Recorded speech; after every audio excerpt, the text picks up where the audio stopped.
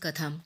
भगवान श्री कृष्ण ने आगे कहा कि हे प्रिय, यमराज की आज्ञा शिरोधार करते हुए प्रेत प्रति धनेश्वर को नरकों के समीप ले गया और उसे दिखाते हुए कहने लगा, हे धनेश्वर, महान भय देने वाले इस नरकों की ओर दृष्टि डालो।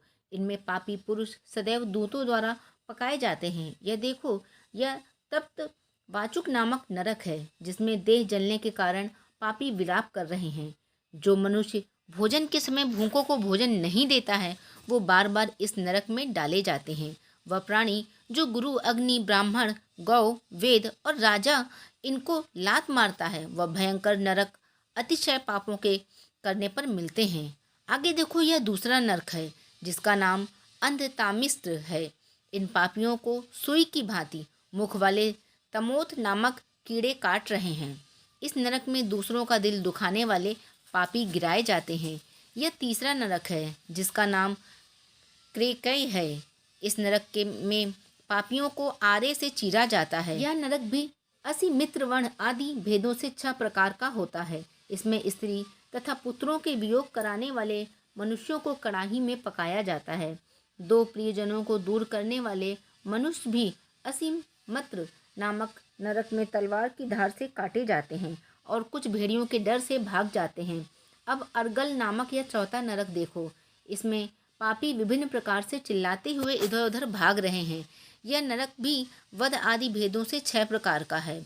अब तुम यहाँ 5वां नरक देखो। इसका नाम कुट सालमली है। इसमें अंगारों की तरह कष्ट देने वाले बड़े बड़े कांटे लगे हैं। यह नरक भी यातना आदि भेदों से 6 प्रकार का है।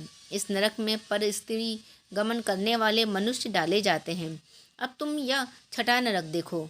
उल्लमण नामक नरक में सिर नीचे करके पापियों को लटकाया जाता है। जो लोग भक्ष्य या भक्ष्य का विचार नहीं करते, दूसरों की निंदा और चुगली करते हैं, वे इस नरक में डाले जाते हैं।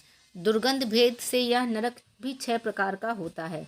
यह 7वां नरक है जिसका नाम कुंभीपाक है। यह अत्यंत भयंकर और यह भी 6 प्रकार का होता है। इसमें महापात की मनुष्यों को पकाया जाता है। इस नरक में सहस्त्रों वर्षों तक यातना भोगनी पड़ती है। यही रौरव नामक रव नरक है। जो पाप इच्छा रहित किए जाते हैं वह सूखे, और जो पाप इच्छा पूर्व किए जाते हैं वह पाप आर्द्र कहलाते हैं। इस प्रकार शुष्क और आर्द्र भेदों से यह पाप 2 प्रकार के होते हैं और भी अलग अलग प्रकार के 84 प्रकार के पाप हैं। पहला है अपकीर्ण, दूसरा पांडा कटेय, तीसरा मालनी कर्ण, चौथा जाति भ्रष्ट कर्ण, 5वां उपाय, 6ठा अतिपाप, 7वां महापाप। यह 7 प्रकार के पातक हैं। जो मनुष्य जैसा कर्म करता है उसे इन 7 नरकों में उसके पाप कर्मों के अनुसार पकाया जाता है। चूँकि तुम्हें कार्तिक व्रत करने वाले प्रभु भक्तों का संसर्ग प्राप्त हुआ है, उससे पुण्य की वृद्धि हो जाने के कारण ये सभी नरक तुम्हारे लिए निश्चय ही नष्ट हो गए हैं। इस प्रकार धनेश्वर को नरकों का दर्शन कराकर प्रेतराज उसे यक्षलोक में ले गए। वहां जाकर उसे वहां का राजा बना दिया। वहीं कुबेर के अनुचर धनक्षय के नाम से प्रसिद्ध हुआ।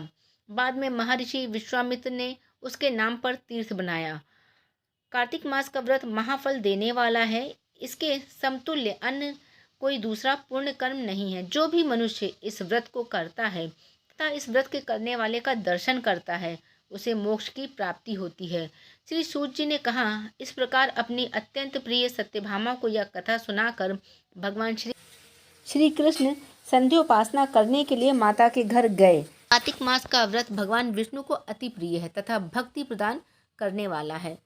पहला रात्रि जागरण, दूसरा प्रातःकाल स्नान, तीसरा तुलसीवट सिंचन, चौथा उद्यापन और 5वां है दीपदान। यह 5 कर्म भगवान विष्णु को प्रसन्न करने वाले हैं, इसलिए इनका पालन अवश्य करना चाहिए। ऋषि बोले, भगवान विष्णु को प्रिय अधिक फल की प्राप्ति कराने वाले, शरीर के प्रत्येक अंग को प्रसन्न करने वाले कार्तिक महात्म्य अपने आपने हमें बताया। यह मोक्ष की कामना करने वाले अथवा भोगों की इच्छा रखने वाले मनुष्य यह व्रत अवश्य ही करना चाहिए। इसके अतिरिक्त हम आपसे एक बात पूछना चाहते हैं। यदि कार्तिक मास का व्रत करने वाला मनुष्य किसी संकट में फंस जाए, वह किसी वन में हो या व्रती किसी रोग से ग्रस्त हो जाए, तो उस मनुष्य को कार्तिक व्रत को किस प्रकार करना चाहिए, क्योंकि कार्तिक व्रत भगवान विष्णु को अति प्रिय है और इसे करने से मुक्ति और भक्ति प्राप्त होती है, इसलिए इसे छोड़ना नहीं चाहिए। श्री शिव जी के उत्तर देते हुए कहा, यदि कार्तिक व्रत करने वाला मनुष्य किसी संकट में फंस जाए तो वो हिम्मत करके भगवान शंकर या भगवान विष्णु के मंदिर जाए, जो भी पास में हो उसमें जाकर रात्रि जागरण करे। यदि व्रती घने वन में फंस जाए तो फिर पीपल के वृक्ष के नीचे तुलसी के वन में जाकर जागरण करे। भगवान विष्णु की प्रतिमा के सामने बैठकर विष्णु जी का कीर्तन करे। ऐसा करने से सहस्त्रों गायों के दान के समान फल की प्राप्ति होती है। जो मनुष्य विष्णु जी के कीर्तन में बाजा बजाता है उसे वाजपेय यज्ञ के समान फल की प्राप्ति होती है और हरि कीर्तन में नृत्य करने वाले मनुष्यों को सभी तीर्थों में स्नान करने का फल प्राप्त होता है। किसी भी संकट के समय या रोगी हो जाने पर जल न मिल पाने की स्थिति में केवल भगवान विष्णु के नाम मात्र से मार्जन ही कर ले। यदि उद्यापन न कर सके तो व्रत की पूर्ति के लिए केवल ब्राह्मणों के प्रसन्न होने के कारण विष्णु जी प्रसन्न रहते हैं। यदि मनुष्य दीपदान करने में असमर्थ हो तो दूसरे की दीप की वायु आदि से भली बात रक्षा करे। यदि तुलसी का पौधा समीप न हो तो वैष्णव ब्राह्मण की ही पूजा कर ले, क्योंकि भगवान विष्णु सदैव अपने भक्तों के समीप रहते हैं। इन सबके न होने पर कार्तिक व्रत करने वाला मनुष्य ब्राह्मण, गौ, पीपल और वट वृक्ष की श्रद्धापूर्वक सेवा करे। शौनक आदि ऋषि बोले, आपने गौ तथा ब्राह्मणों के समान पीपल और वट वृक्षों को बताया है और सभी वृक्षों में पीपल तथा वट वृक्ष को ही श्रेष्ठ कहा गया है, इसका कारण बताइए। सूत जी बोले, पीपल भगवान विष्णु का, वट भगवान शंकर का स्वरूप है। पलाश ब्रह्मा जी के अंश से उत्पन्न हुआ है, उसमें उसके पत्तल में भोजन करता है वह भगवान विष्णु के लोक में जाता है। जो इन वृक्षों की पूजा, सेवा और दर्शन करते हैं उनके सभी पाप नष्ट हो जाते हैं। ऋषियों ने पूछा, हे प्रभु, हम लोगों के मन में एक शंका है कि ब्रह्मा विष्णु शंकर वृक्ष स्वरूप क्यों हुए हैं, कृपया आप हमारी इस शंका का निवारण कीजिए। तो सूत जी बोले, प्राचीन काल में भगवान शिव तथा माता पार्वती विहार कर रहे थे। उस समय उनके विहार में विघ्न उपस्थित करने के उद्देश्य से अग्निदेव ब्राह्मण का रूप धारण करके वहां पहुंचे। विहार के आनंद के वशीभूत हो जाने के कारण कुपित होकर माता पार्वती ने सभी देवताओं को शाप दे दिया।